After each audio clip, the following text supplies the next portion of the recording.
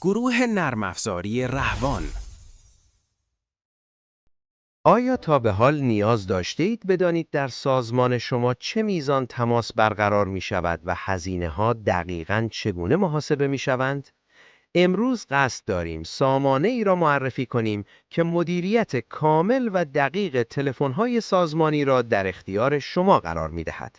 سامانه رهوان فون، راهکاری ساده، حرفه‌ای و کاربردی برای کنترل و پایش ارتباطات تلفنی.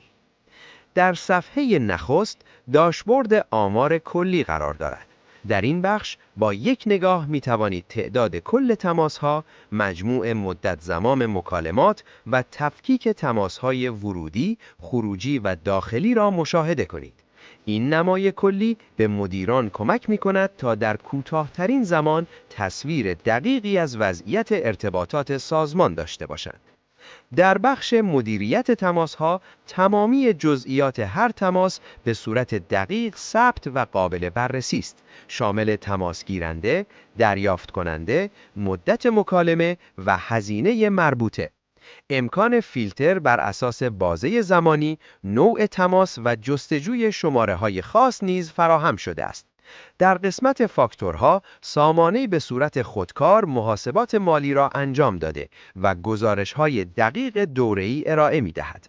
می توانید میزان هزینه هر داخلی را بررسی کرده و خروجی گزارش‌ها را در قالب‌های اکسل، ورد یا PDF دریافت کنید و به واحد مالی ارائه کنید. همچنین نمودارهای تحلیلی روند مصرف چند ماهه را به صورت شفاف نمایش می‌دهند تا تصمیم گیری مدیریتی با دقت بیشتری انجام شود.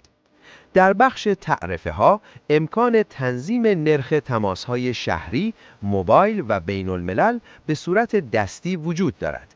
همچنین مالیات و سایر ضرایب محاسباتی قابل تعریف هستند تا صورت حسابها کاملا منطبق با سیاست‌های مالی سازمان تهیه شوند.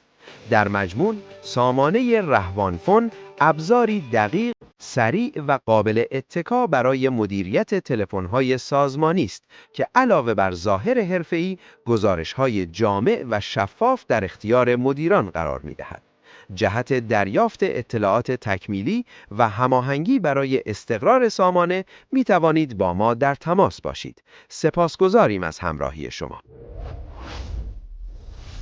گروه نرم افزاری رهوان.